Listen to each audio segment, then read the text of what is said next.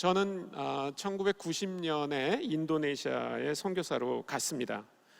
제가 선교사로 가기 전에 한국에서 하던 일은 국립세무대학이라고 하는 곳에서 회계학 교수를 하고 있었어요. 어떤 분들이 이제 그런 얘기를 들으면 저 양반이 교수로 잘 나가다가 어느 날 열받아서 선교사로 갔구나 그렇게 생각하는데 그렇지가 않습니다. 저는 교수가 되기 전에 이미 열을 받을 만큼 받았어요. 그래서 제가 여러분들처럼 그렇게 대학 다닐 때 선교사님들 만나고 또 그분의 삶을 이렇게 들으면서 도전을 받고 저도 이제 선교사가 돼야 되겠다 그런 생각을 했고요.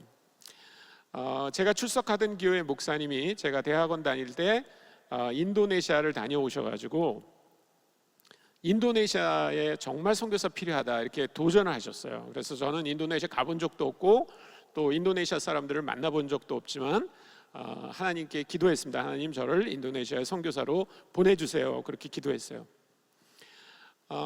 근데 제가 대학원에서 이제 회계학을 전공했는데 늘 제 마음은 이제 인도네시아 선교사로 간다 이런 마음만 있었어요.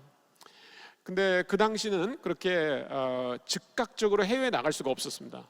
그래서 하나님이 나를 틀림없이 때가 되면 보내실 거라고 믿고 이제 취업을 해야 되잖아요. 그런데 어떤 일이 벌어졌냐면 전국적으로 회계학과가 많이 생겼어요.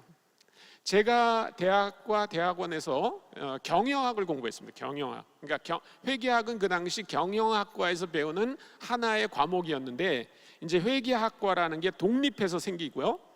그다음에 이제 경영학과처럼 이렇게 회계학을 공부해야 되는 대학교 정원이 막 2배, 어떤 경우는 3배 막 이렇게 늘어났어요. 그래서 회계학을 가르칠 교수가 많이 필요했습니다. 그래서 어떤 분이 저한테 대학에서 강의할 기회가 있는데 하겠냐고. 그래서 제가 생각해 보니까 저는 어차피 이제 선교사로 갈 거고 그래서 뭐 대기업에 가서 아침에 일찍 가고 늦게 퇴근하고 뭐 토요일 날도 일하고 그러는데 그거보다는 대학에서 강의하다가 좀 선교사로 준비하고 그리고 가면 좋겠다 그렇게 생각해서 대학에서 강의를 시작했습니다. 그래서 처음에는 시간 강사하고 그 다음에 이제 전임 강사가 되고 조교수가 되고 이제 그런 삶을 이렇게 살았어요. 그러나 제 마음속에는 언제나 하나님이 나를 틀림없이 인도네시아로 보낼 거다 그렇게 믿고 있었어요. 근데 제가 교수 생활을 8년쯤 하고 났을 때 어떤 소식을 들었냐면 인도네시아는 선교사 비자를 주는 나라가 아니라는 거예요. 근데 거기 그러면 선교사들은 어떻게 가냐? 대부분 교수로 간다는 거예요. 할렐루야. 저는 너무나 감사했어요. 제가 대학원을 마치고 직장 생활한 거라고는 딱 하나밖에 없습니다. 대학에서 강의한 거밖에 없는데 하나님이 그거를 통해서 저를 인도네시아에 보내시겠다는 거예요. 그래서 정말 감사했어요. 그래서 대학을 이제 그만두고 저는 신학을 공부한 목사가 아닙니다. 그래서 제가 OMF라고 하는 단체에 가서 저는 인도네시아에 선교사로 가겠습니다. 그랬더니 우리 OMF 이사님들이 그러면 당신 선교 훈련을 좀 받고 가면 좋겠다. 그렇게 해서 제가 저 양천구 목동에 가면 해외 선교 훈련원이라는 곳이 있어요. 영어로 Global Missionary Training Center라고 해서 GMTC라고 부르는 그런 훈련소가 있습니다. 그래서 1년 동안 저희 가족과 함께 거기 가서 합숙하면서 훈련을 받고 그리고 인도네시아로 갔어요. 여러분 혹시 이 사진이 보이시나요?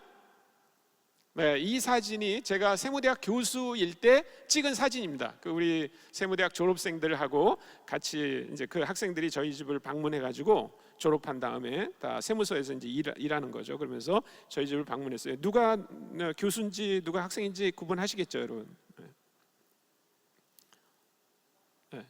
그 딸을 제가 이렇게 안고 있는 게 저입니다. 그때는 많이 젊었어요, 제가. 네.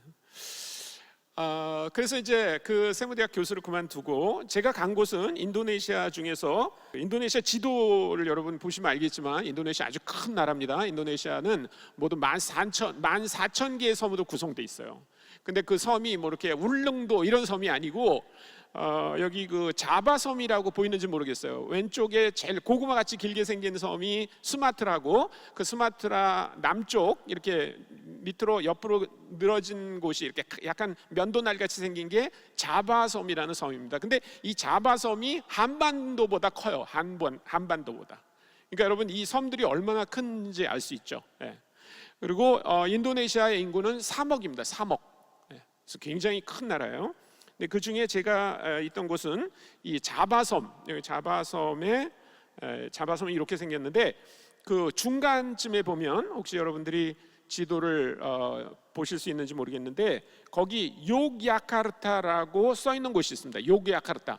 욕야카르타라고도 하고 족자카르타라고도 합니다. 이 그 인도네시아는 네덜란드의 지배를 오래 받았는데 네덜란드 사람들이 자기네식의 스펠링을 가르쳐 준 거예요. 그래서 그 사람들은 J라고 쓰고 Y라고 읽습니다. 그러니까 원래 그 도시의 이름이 욕야카르타인데 그거를 J라고 썼기 때문에 어떤 사람들은 그냥 그 도시를 족자카르타라고 읽습니다. 그리고 또 기니까 사람들이 그냥 족자라고 불러요. 족자. 그래서 저도 족자라고 부르겠습니다. 족자는 굉장히 고풍스러운 도시입니다. 거기는 자바 왕국의 도읍지였어요. 오랫동안 1000년 이상 자바 왕국의 도읍지였기 때문에 그 도읍지에 지금도 왕이 살아요. 술탄이라는 왕이 삽니다. 지금 이 보이는 거리가 족자의 가장 중심 도시인데 이 중심 도시 이름이 말리오보로 거리예요. 말리오보로. 말보로 아니에요. 어떤 사람은 말보로 거리라고 하는데 말보로 아니고 말리오보로 거리입니다. 궁전으로 쭉 가는 이 길이 지금은 이제 주로 관광객들이 다니는 길입니다. 근데 여기는 관광지로만 유명한 게 아니라 대학이 많아요. 이 도시에 인구가 한 200만이 좀 넘는데 거기에 대학이 100개가 있어요. 100개. 여러분, 그러니까 대학이 어마어마하게 많은 거죠. 그러니까 이 도시에는 대학생만 30만 명 이상 됩니다. 그 대학생들이 전부 외지에서 와서 공부하는 학생들이에요. 그 100개 중에서 저는 이제 그 두따와짜나라고 하는 대학에서 저를 이제 교수로 초청했어요. 그래서 그 총장님이 저한테 우리 손 교수님이 영어로 강의해도 되겠지만 우리 애들이 영어를 잘 못 알아듣는다고, 그래서 인도네시아 말을 배워서 인도네시아 말로 회계학을 가르쳐 달라고 해가지고요, 제가 인도네시아 말을 1년 동안 배웠어요. 그리고 인도네시아 말로 회계학을 강의했습니다. 죽는 줄 알았어요. 여러분 한번 상상해 보십시오. 제가 한국에 있는 동안에 인도네시아 말 한마디도 배운 적이 없어요. 한마디도 할 줄 몰랐어요. 근데 거기 가가지고 1년 동안 인도네시아어를 배워가지고 그 인도네시아어로 강의를 했어요. 진짜 힘들었어요. 근데 사실 저한테 더 힘든 건 뭐냐면 저는 거기 회계학 가르치러 간 게 아니에요. 저는 대학생들에게 복음을 전하고 싶었어요. 그 족자카르타에는 아주 좋은 대학들이 많이 있습니다. 근데 그 중에 좋은 대학 중에 한 대학이 가자마다라고 하는 대학이에요. 가자마다. 그 대학에서 회계학을 공부하는 마리오시라고 하는 그 학생이 제가 가르치는 두따와짜나 대학교로 저를 찾아온 거예요. 그래서 어떻게 오셨나요? 그러니까 그 학생이 저한테 내 조교가 되고 싶다고. 그래서 제가 물어봤습니다. 거기 회계학 가르치는 인도네시아 교수들 많이 있거든요. 그래서 왜 다른 교수님들이 많이 있는데 하필이면 내 조교가 되고 싶어 하냐? 그러니까 송 교수님은 외국에서 온 사람이니까 영어를 하실 줄 알잖아요. 그러니까 제가 송 교수님 만나면 영어를 할 수 있게 해주십시오. 그러는 거예요. 이 학생이 너무 마음에 들었어요, 제가. 그래서 그럼 그렇게 하자고. 그렇게 해서 이제 제가 그 학생을 우리 집으로 초청을 했습니다. 이제 그 어떻게 가르칠지 의논해야 되잖아요, 조교니까. 근데 이 학생이 그 저희 집에 올 때 혼자 온 게 아니라 자기 친구를 한 명 데려왔어요. 그 친구 이름이 파자르라고 하는 친구예요. 그러니까 이 마리오시라고 하는 학생이 제 조교가 되겠다고 이제 저를 찾아왔다가 우리 집으로 초청하니까 우리 집에 올 때 자기 친구를 하나 데려왔어요. 근데 여러분 인도네시아에서는요 전도하기 짱이에요. 왜냐하면 이게 한 명 초대하잖아요. 그러면 한 명은 거저 따라와요. 그래서 1+1이에요. 언제나요. 그래서 이제 2명이 우리 집에 왔어요. 근데 이 2명이 다 제가 이제 인도네시아 말을 이렇게 잘 하지만 이 학생들은 전부 저하고 영어를 하고 싶어 하는 거예요. 그래서 제가 물어봤습니다. 혹시 여러분들 친구들 중에 이렇게 외국 사람 만나서 영어 하고 싶어 하는 학생들이 많이 있냐? 그러니까 많이 있대요. 그래서 그러면 그 학생들을 우리 집에 데려와라. 그러면 영어로 모임을 하자. 그래서 이제 금요일 날 저녁이면 일과가 다 끝나잖아요. 토요일 날 되게 강의가 없고, 그래서 이제 저녁에 모이기로 했습니다. 그래서 우리 집에서 영어 모임을 했어요. 근데 영어 모임을 하는 날 아침에 제가 하나님의 말씀을 묵상했습니다. 이 사도행전 11장 19절부터 21절 말씀이에요. 그때 스데반의 일로 일어난 환난으로 말미암아 흩어진 자들이 베니게와 구브로와 안디옥까지 이르러 유대인에게만 말씀을 전하는데, 그 중에 구브로와 구레네 몇 사람이 안디옥에 이르러 헬라인에게도 말하여 주 예수를 전파하니 주의 손이 그들과 함께 하심에 수많은 사람들이 믿고 주께 돌아오더라. 근데 제가 그날 이 말씀을 읽다가요, 너무나 감동을 받았어요. 왜 제가 감동을 받았냐면, 여기 나오는 흩어진 사람들이 뭐 때문에 흩어져 갔냐면, 19절에 보니까 스데반의 일로 일어난 환난 때문에. 여러분, 환난이라는 말 뭔지 알죠? 환난이만 너무 고생스러운 게 환난이에요. 너무 고생스러운 게 환난이에요. 그러니까 여러분이 아마 사도행전을 읽어보시면 사도행전 7장에서 스데반이라고 하는 사람이 담대하게 유대인 지도자들 앞에서 예수 그리스도를 너희가 죽였다. 근데 그분이 메시아다. 그렇게 얘기해요. 그래서 유대인들이 화가 나가지고 스데반을 데리고 나가서 돌로 쳐서 죽이는 사건이 일어납니다. 그리고 이 유대인들이 아주 이 일로 말미암아 이렇게 더 용기를 얻어가지고 예수 믿는 사람들을 전부 잡아 죽이거나 아니면 옥에 가두자, 그렇게 아주 결의를 하게 됩니다. 그래서 너무나 그 환난이 크기 때문에 이 사람들이 흩어져 가기 시작했다는 거예요. 그러니까 이제 잡히면 감옥에 들어갑니다. 아니면 잡히면 이 사람들도 스데반처럼 돌에 맞아 죽을 수도 있어요. 그런데 이 사람들이 도망을 가는데 이 기록을 이렇게 하고 있어요. 19절에 보니까 이 흩어진 사람들이 베니게와 구브로와 안디옥까지 이르러 유대인에게 말씀을 전했다. 여러분, 도망가고 있는 사람들이에요. 그런데 이 사람들이 말씀을 전했다는 거예요. 20절에도 보면 그 중에 구브로와 구레네 몇 사람이 안디옥에 이르러 헬라인에게도 말하여 주 예수를 전했다. 그러니까 보십시오. 이 사람들이 한 일이 다 뭐예요? 복음을 전하고 다녔다는 거예요. 복음을 전하고. 대단하죠. 근데 21절을 보니까 주의 손이 그들과 함께 하심에 수많은 사람들이 믿고 주께 돌아왔다.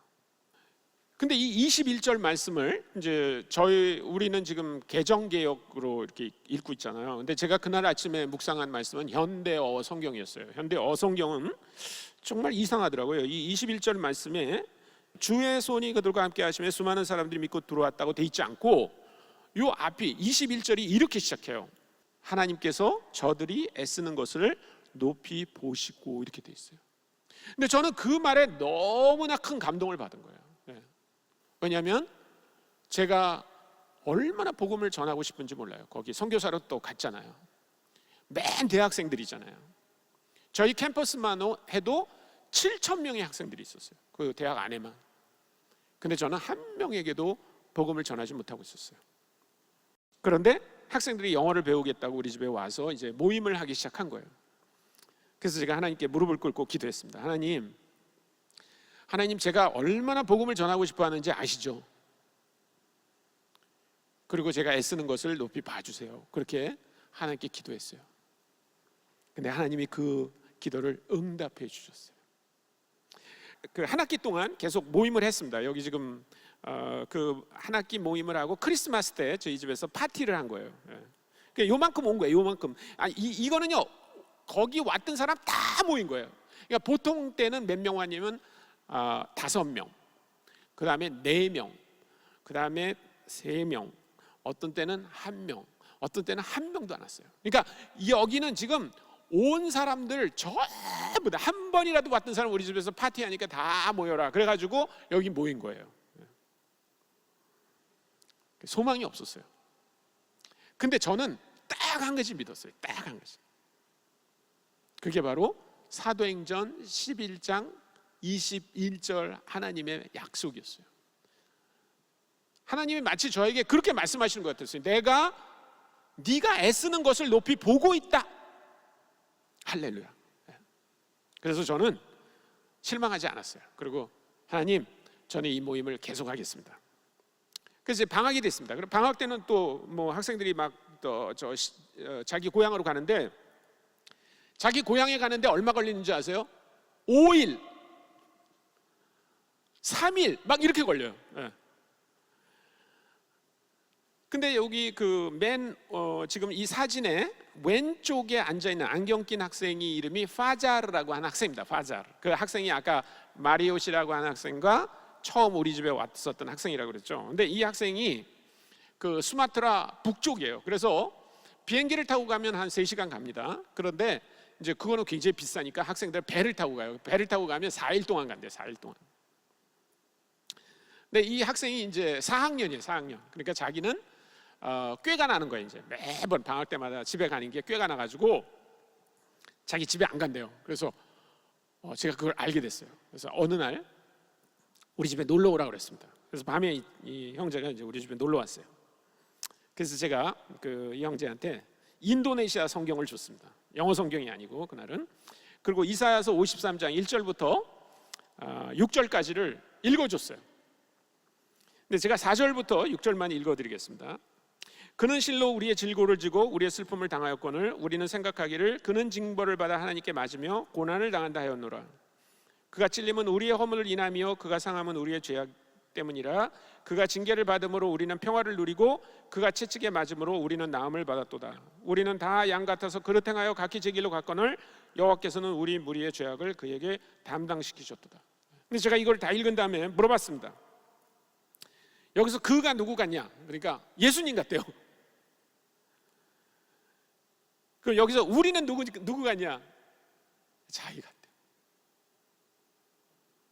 그래서 맞다고. 예수님은 실로 파자르의 질고를 지고 파자르의 슬픔을 당하거늘 파자르는 생각하기를 예수님은 징벌을 받아 하나님께 맞으며 고난을 당한다 하였노라. 예수님의 찔림은 파자르의 허물 때문이요 그가 상함은 파자르의 죄악이라. 예수님이 징계를 받음으로 파자르는 평화를 누리고 예수님이 채찍에 맞음으로 파자르는 나음을 입었도다. 파자르는 양 같아서 그릇 행하여 제 길로 갔거늘 여호와께서는 파자르의 죄악을 예수님께 담당시키셨도다. 그렇게 읽었는데요, 이 파자르의 눈에서 눈물이 톡톡 떨어지는 거예요. 그러면서 자기가 예수님이 돌아가신 건 알았지만 자기를 위해서 돌아가신 거는 오늘 처음 알게 됐다고. 그래서 그날 밤에 파자르가 예수님을 영접했어요. 저는요 하나님께 기도했습니다. 파자르가 돌아간 다음에 하나님, 한 학기에 한 명씩만이라도 예수 믿게 해주세요. 근데 하나님이요 더 많이 해주셨어요. 더 많이.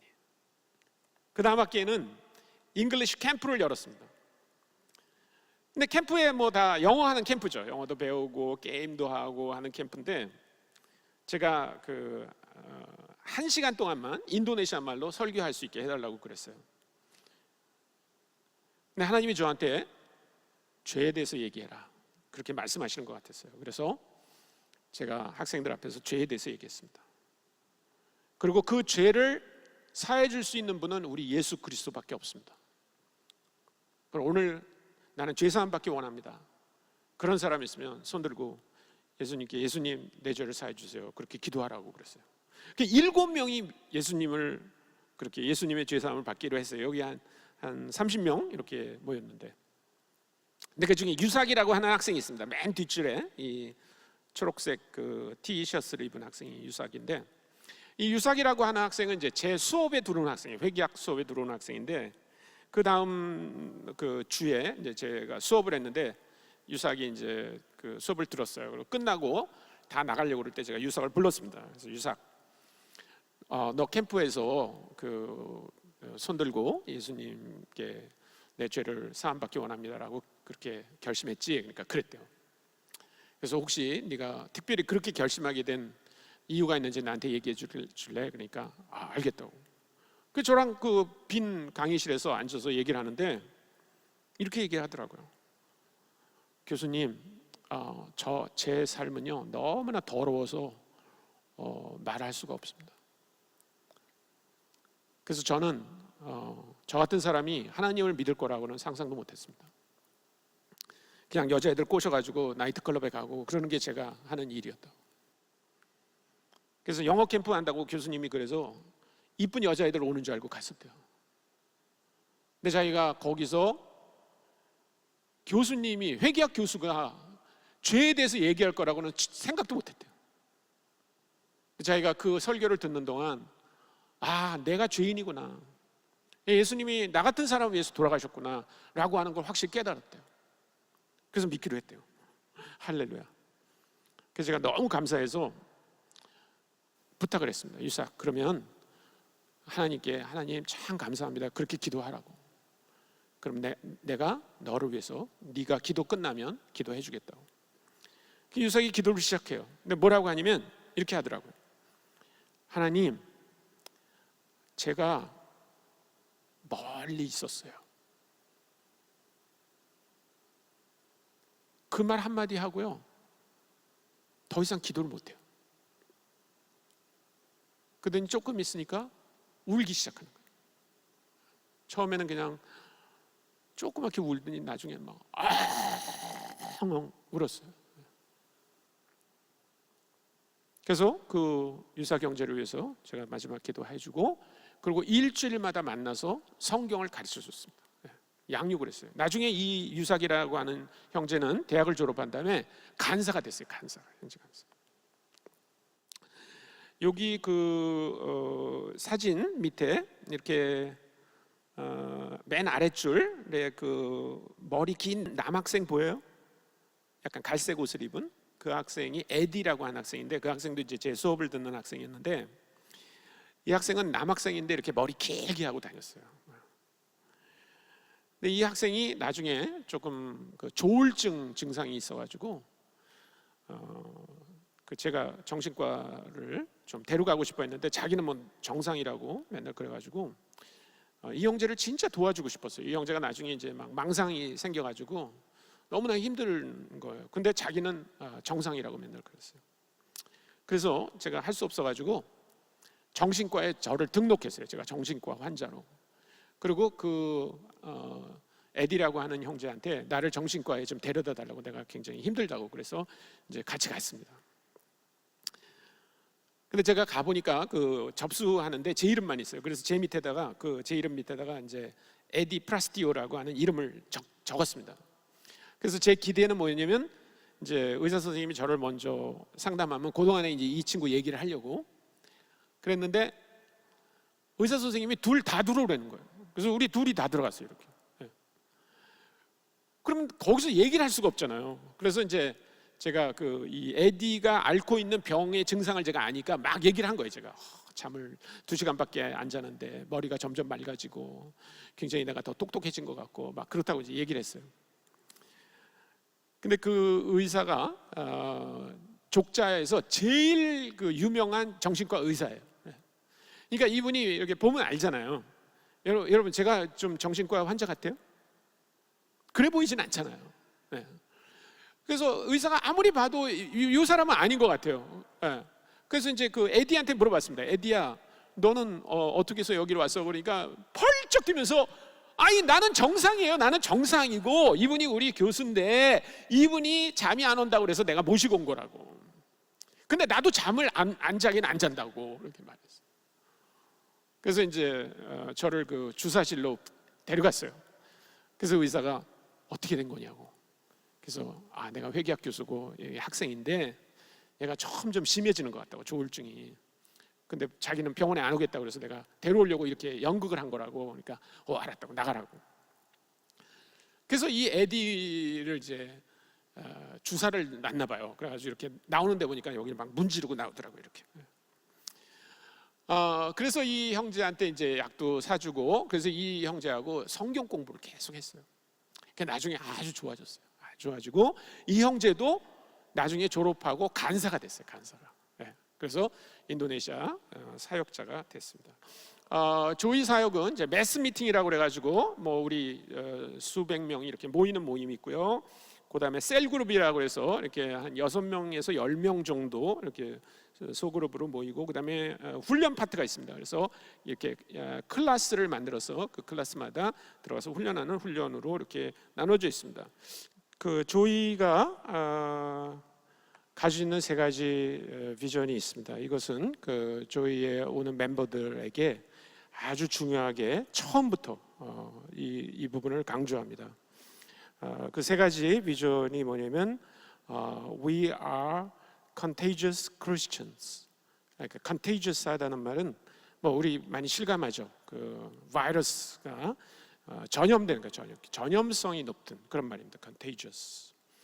우리는 전염성 있는 그리스도인이다. 두 번째, we are contemporary Christians. 그러니까 지금 동시대의 우리 젊은이들과 문화적으로 괴리가 없다. 그들의 문화를 가지고 많이 보셨죠? 아주 굉장히 이렇게 그냥 예수 믿는지 겉만 보면 별로 차이가 나지 않지만, 그리고 뭐 워십 댄스라든지 멀티미디어라든지 이런 거를 통해서 넌 크리스천들이 왔을 때 전혀 이질감을 느끼지 않도록 그렇게 하고요.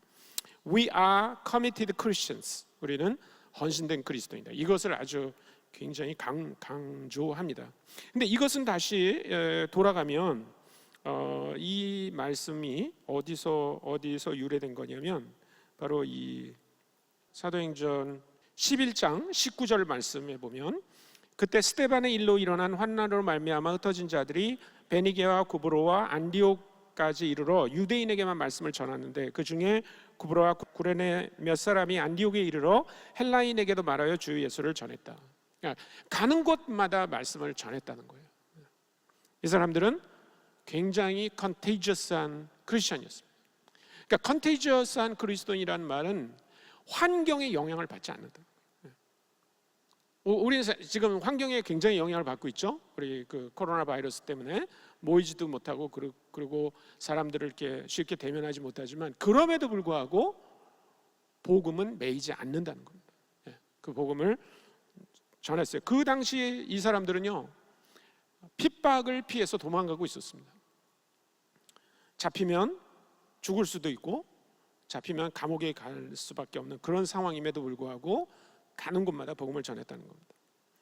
두 번째, 그 20절에 보면 그 사람들이 처음에 19절에서는 유대인들에게만 복음을 전했다 이렇게 말하고 있어요. 그러니까 같은 문화권에 있는 사람들에게 복음을 전했다는 얘기입니다. 근데 20절에 보면 헬라인에게 복음을 전했다 이렇게 돼 있어요. 그러니까 완전히 문화가 다른 사람들에게 복음을 전했다는 거죠. 근데 놀라운 건 뭐냐면 이 사람들이 주 예수를 전했다 이렇게 말하고 있어요. 여기서 주라는 말이 헬라어로 키리오스라고 하는 말인데, 이 키리오스라고 하는 말은 헬라어로 굉장히 중요한 종교적 용어입니다. 왜냐하면 헬라 사람들이 이 단어를 자기들의 신을 부를 때 호칭으로 사용했어요. 예를 들면 우리가 아는 것처럼 제우스 신이라든지 헤르메스, 뭐 아폴론, 포세이돈 이런 신을 부를 때 이 사람들은 키리오스 이렇게 불렀어요. 그러면 유대인들이 다른 유대인들에게 복음을 전할 때 예수를 누구라고 호칭을 불렀냐면 그리스도 이렇게 불렀어요. 그리스도 혹은 메시아라고 했습니다. 메시아. 그러니까 구약을 알고 있는 유대인들에게 메시아나 그리스도, 기름 부음을 받았다라고 하는 이 용어는 굉장히 중요한 의미를 갖습니다. 그런데 지금 그런 배경을 가지고 있지 않은 헬라인들에게 이 흩어진 사람들은 가서 이 사람들이 알아들을 수 있는 단어로 얘기했다는 것입니다. 그러면 오늘날 우리 동료들에게 복음을 전할 때도 동일합니다. 우리가 알고 있는 그런 종교적인 용어를 사용하는 게 아니라 오히려 그 사람들이 알고 있는 용어로 복음을 전해라. 이것이 바로 컨템포러리 크리스천인 거죠. 그리고 이 사람들이 다닌 지역을 보십시오. 이 사람들이 보면 어디로 갔어요? 베니게, 구브로, 안디옥, 구레네 이런 데로 갔습니다. 예루살렘으로부터 사마리아, 유대와 사마리아, 그리고 그 이외의 지역. 사도행전 1장 8절에서 예수님이 분명히 제자들에게 얘기했죠. 성령이 너에게 임하시면 너희가 권능을 받고 예루살렘과 온 유대와 사마리아와 땅끝까지 이르러 내 증인이 드리라 하신 그 말씀을 실천하고 있는 거예요. 예, 그러니까 이 얘기는 뭐냐면 예수님이 마지막으로 부탁한 그 지상 명령에 헌신한 사람들이라는 거예요. 근데 인도네시아 조이 학생들은요, 정말 헌신해서 그리스도를 증거하고 있어요. 근데 그렇게 할 때 21절에 보면 주의 손이 그들과 함께 하셔서 수많은 사람들이 주님께 돌아왔다. 처음에 모임에 시작할 때는요, 진짜 몇 명 나오지 않았어요. 근데 몇 명이 예수 그리스도를 믿고 변화되니까 자기 친구들을 데려오고 또 자기 친구들 데리고 또 자기 친구들 데려오고 그렇게 하면서 모임은 걷잡을 수 없이 커졌어요. 근데 제가 처음에 여러분들께 이 말씀을 그 모임 시작하는 날 아침에 묵상할 때 제가 그 충격을 받았다는 말씀 드렸죠. 하나님이 우리가 애쓰는 것을 높이 보신다는 거예요.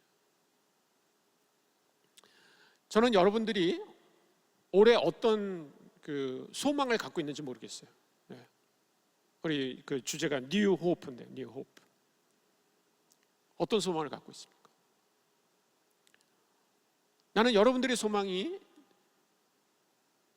예수 믿지 않는 친구들이